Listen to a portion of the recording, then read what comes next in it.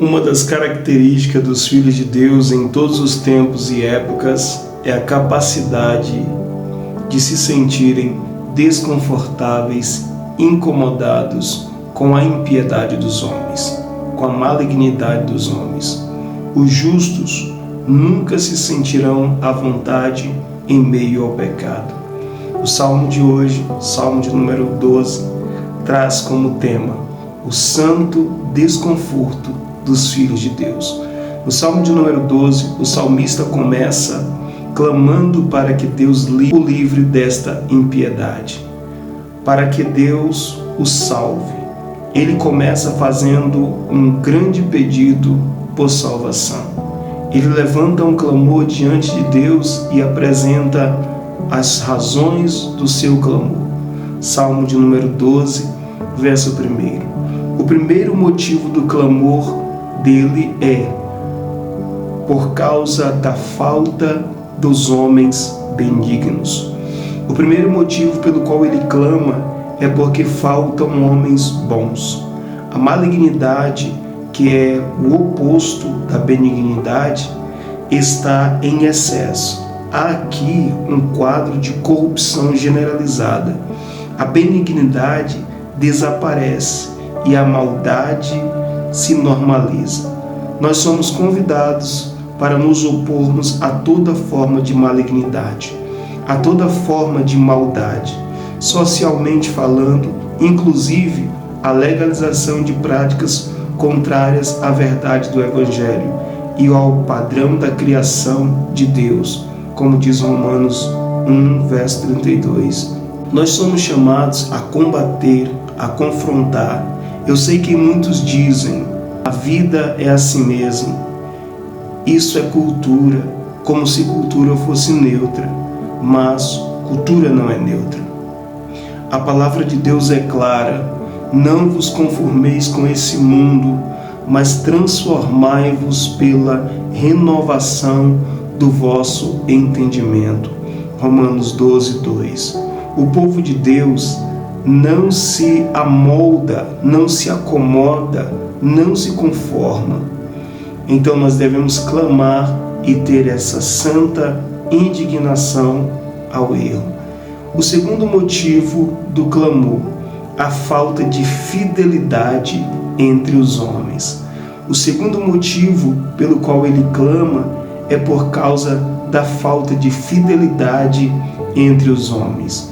Como há pessoas infiéis, infiéis nos contratos, infiéis nas amizades, vendem as pessoas por qualquer coisa, não permanecem fiéis à palavra dada, estão sempre dispostos a trair, a mentir.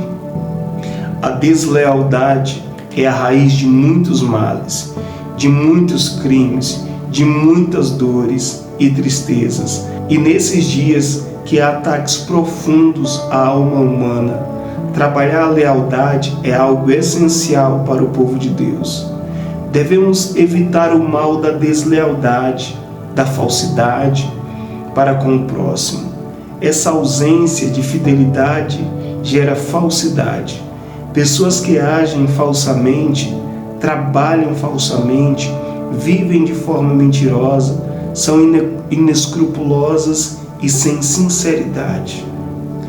O coração dobrado e a falsidade são pessoas que não são sinceras, são pessoas que, como o Salmo descreve, têm um coração dúbio, dobrado, um coração dividido, enganoso, vivem com duas personalidades, uma diante de você e outra por trás.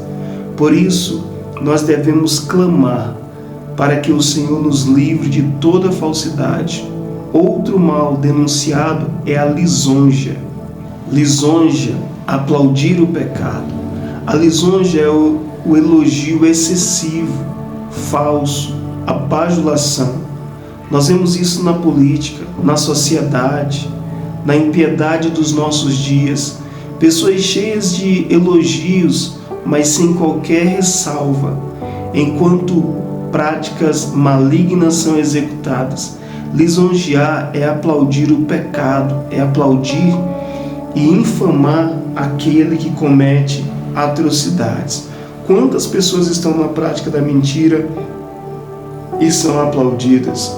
Quantas estão no adultério e são incentivadas?